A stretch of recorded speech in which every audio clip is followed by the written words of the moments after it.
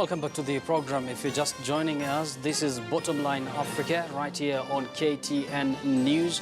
Now, before we start our studio discussion tonight, which has everything to do with corruption in the continent, Sudanese British business mogul and philanthropist Mo Ibrahim says people outside Africa are those that fuel the much talked about corruption in the continent.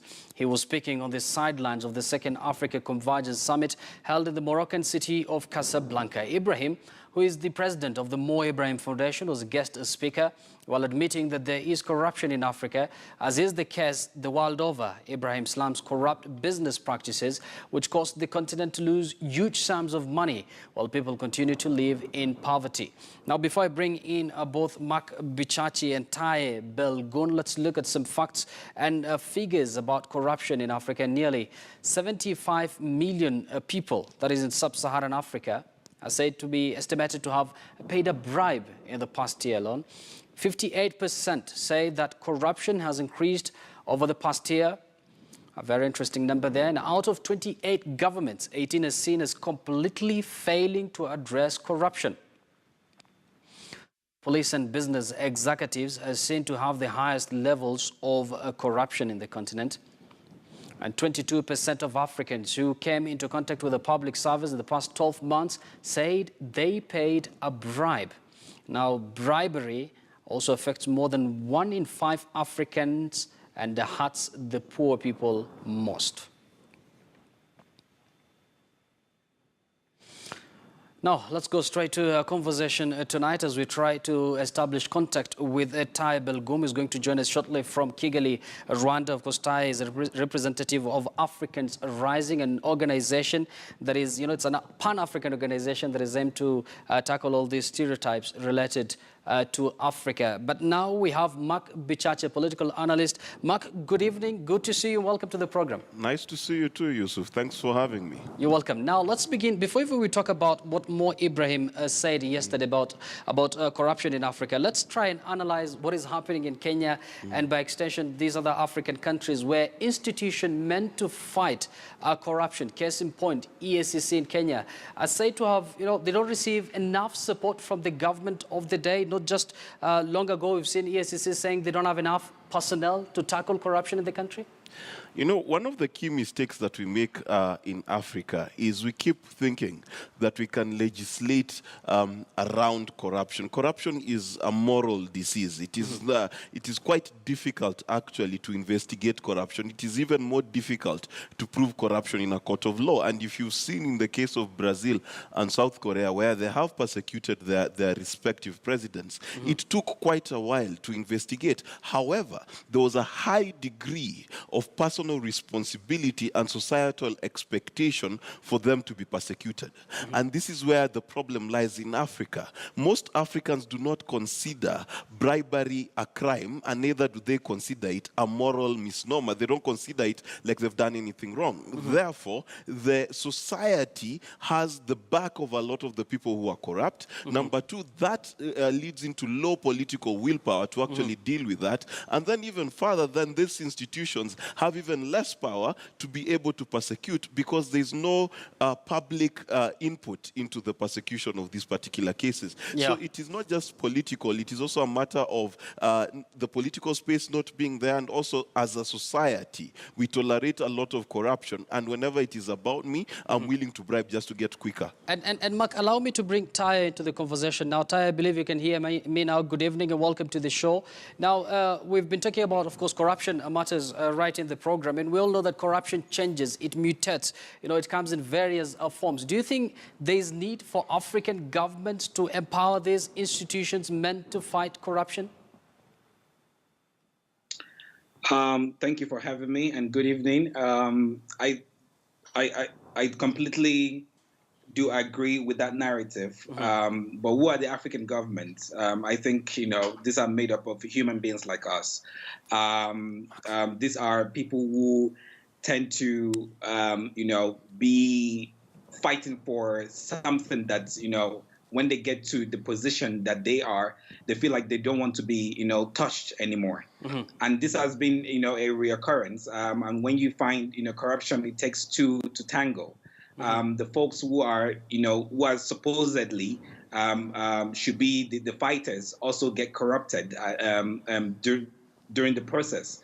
And therefore, we are certainly worried about, some of this institution that has been created solely for this particular reason. Well said, Ty, and Mark.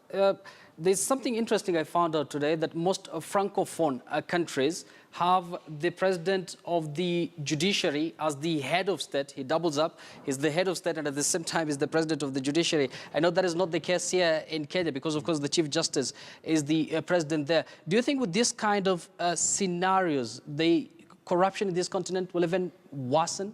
You know, I have had the distinct privilege of working in various African countries. And one of the things I'll tell you, Yusuf, is we keep trying to solve corruption via institutions, via the judiciary. Now, in all the African countries I've been to, and that's nearly half of the African countries, I'll tell you for free, it has not worked. It has not worked in Francophone Africa. It's not working in Anglophile Africa. It's not working anywhere. And the reason why it's not working is we do not hold each other, not just our leaders, each others to a moral standard. If a corrupt politician comes with money to church tomorrow, we will give him the microphone to talk. If a corrupt politician shows up at your door and he's got money to buy your land, you will sell him your land. So the issue is not institutions. The issue is that as African people, we've not stood up to hold ourselves to an account to a higher moral standard. And therefore, you cannot police morality because you cannot police me up to my bedroom. And that's why the police are seen to be the most corrupt, because they are the most likely civil servants that you will meet as you go through your day-to-day businesses. And if the police are corrupt, then it goes right up the chain all the way to the top. So what needs to happen? We need to bring Africa to a place where we as Africans, devoid of the influence of the West and Europe, begin to ask ourselves the question that if we want a better Africa, can we continue to accept corruption at whichever level? That's the solution. It's not judicial. Well said. Now, Ty, there are various initiatives that have been put forward by both the government and civil societies to tackle corruption in the continent. Among them is the Transparency Index. Do you think African countries are embarrassed when they're ranked lowly? I'm sure your organization is also aimed at combating corruption in a way. How effective is it? I mean, like I said earlier, I think mostly we are going in a circle as a continent, and it's a very big shame because that's the reason why a lot of Africans are also losing. They're losing trust when it comes to civil society. We've completely lost trust in some of our governments, and civil society also is getting into that spectrum, and that's the reason why movements are now getting attention across the continent, looking into how do we like a problem of illicit financial flow when you have quite a number of our money being taken away from the continent and is being somewhere in the West. And some of this money, we don't even have a track record of it. Some of these, political politicians or our so-called leaders actually die without we can't even trace those money. And these are money that can actually do so much for the development of our nation, for our community, and as a continent as well. And also, the government usually put in the very hungry people in the decision-making space, whereas they know that these are people that they can easily corrupt. When you find rich men, if you find rich men as judges, as a committee that has been founded by the government, and you find rich people sitting on that position to be able to give judgment for a particular thing or a particular case that has been happening, then it's a viable thing to do. But when you have wretched-minded people who are very poverty-minded themselves, who are sitting in a position where they have to make a decision, and when something like that comes in, they are afraid to even make a decision. Yes. They are very afraid to even think about how do I even adjourn or judge this person. And before you know it, they're also being threatened. These are people. These are ordinary people who, work their way up to that position. Well, And well, well said. government has the power to silence those people, and that's the reason why we don't have good judiciary system on the continent at the moment. Well said, Ty. I see you, Mark, shaking your head. Of course, you're going to react to that shortly. But before that, let me just take you straight to what Mo Ibrahim said as he blamed both the West and the East for the corruption in the continent. This is what he said, quote unquote, I think the corruption of Africa is taken totally out of context. Africa is no more corrupt than any other place around us. For every African leader who was corrupt, we have 1,000 European, American, and Chinese business people who are corrupt. What are you reading in this? Are you seeing some sort of a blame game here?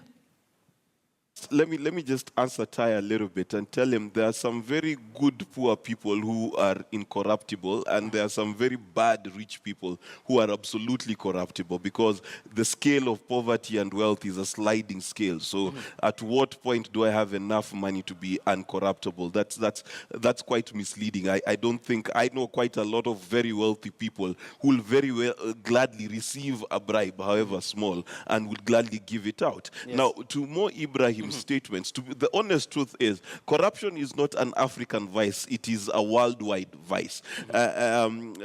Europeans are known to be as corrupt as Africans in many occasions, and when it comes to macro corruption, the large-scale corruption, of course, a lot of the corruption that happens in Africa is occasioned by foreign companies and foreign individuals who come into the country to corrupt that system. But for corruption to exist, it also means that we as Africans have fostered an environment by which these hawks that fly in from Europe and Asia are able to come and chew on the carcass of the African economy. We are in the business of killing our own economies, and yet we want to blame the vultures that be from coming to eat from us. The thing is that there's responsibility on both sides of the divide. There's the responsibility on the person receiving and the person giving the bribe. And what do we need to do? What we need to do as Africans is begin to decide the same way the Europeans decided after the Second World War, the same way the Asian tigers decided after the mid-60s and mid-70s, and decided, you know what, let's do what is best for our country. Let's begin to think, how can we invest in a manner that 10 years from now we will have result? One of the reasons why corruption is rife in Africa is Africa has really short-term wealth plans. We are always talking about now. Very few African countries are able to talk about the future. And once you are able to talk about the future, that's when you're able to save. That's when you're able to make decisions that are for the better of the country. But if you are thinking about now, then we have to play into the very famous Kenyan term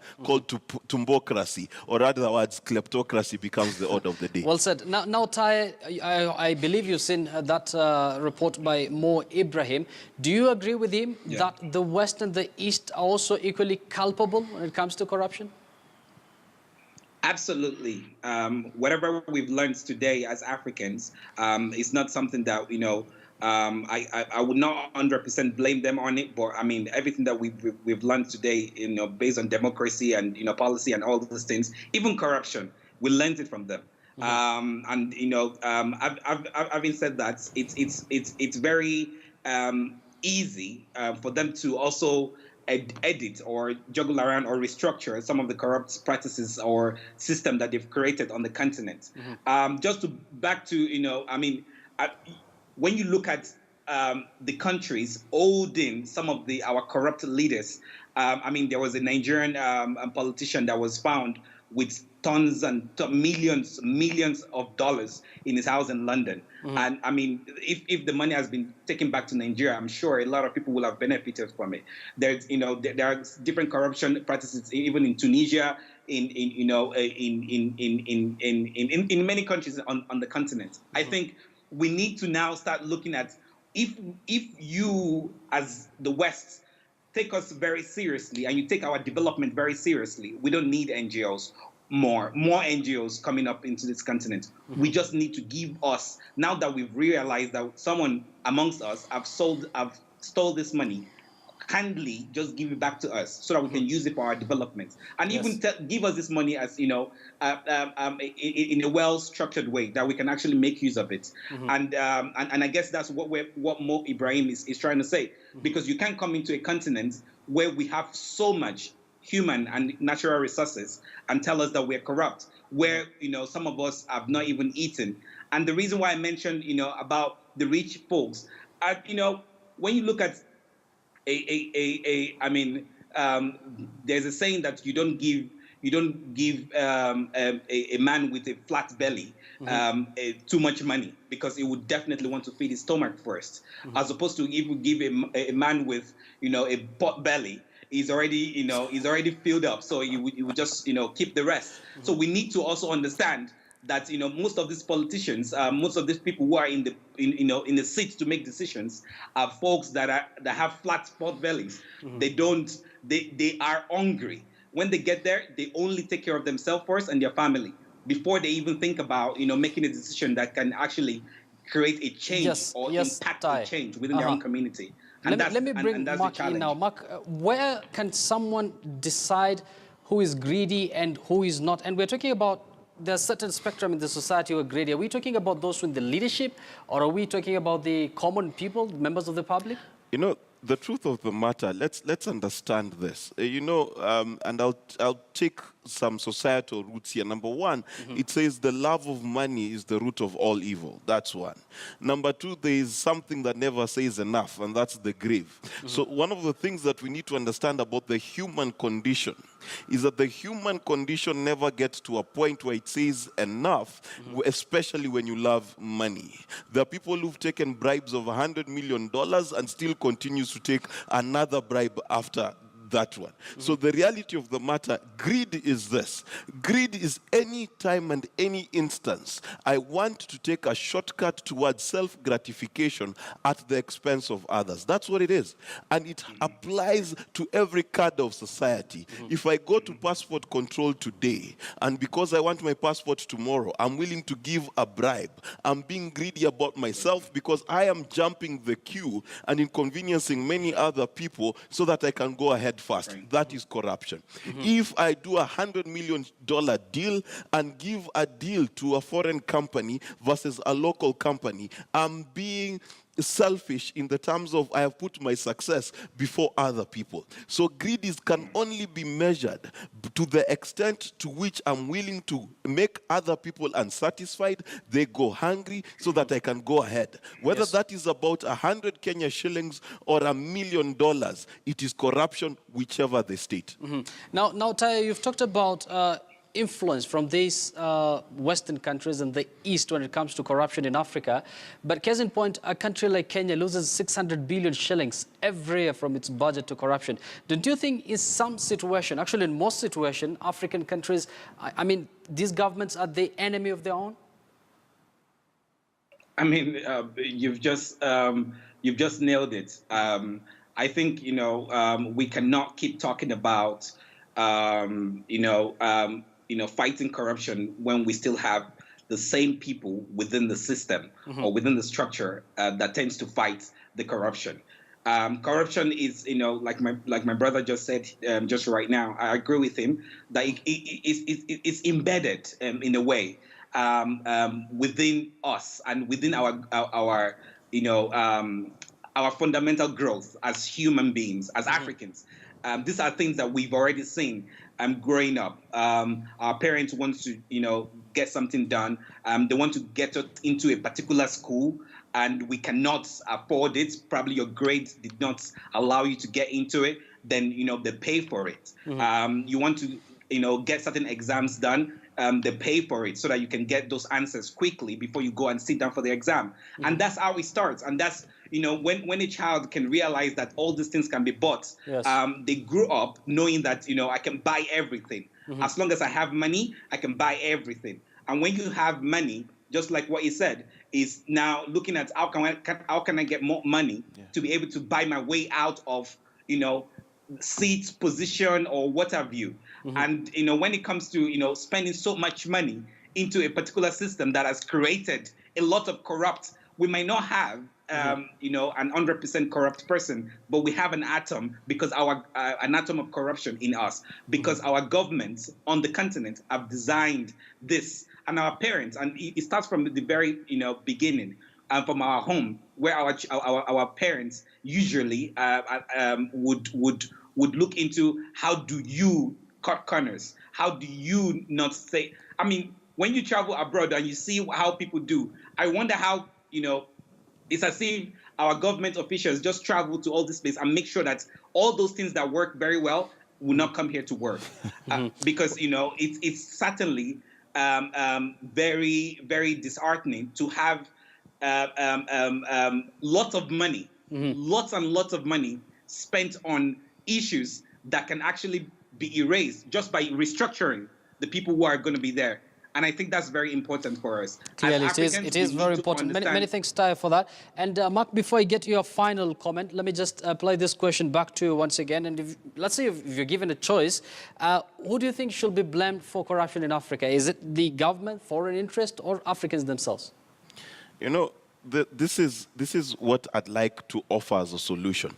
One of the things that African governments keep forgetting is being a leader is being a merchant of hope. It is only in hope that people are able to act in an optimistic manner. They're able to make sober decisions. Scientists have found that if someone is poor, their IQ actually reduces by as much as 20 points.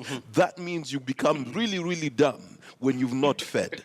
So that tells you that amount of dumbness in Africa occasioned by poverty brings us into a space where we are desperate to get whatever we can to get ahead. The second issue is this, that most Africans do not know a single rich person who's become rich without being corrupt. And the issue then becomes that we sanitize wealth and above character. So your character can be messy, but if you're wealthy, you're fine.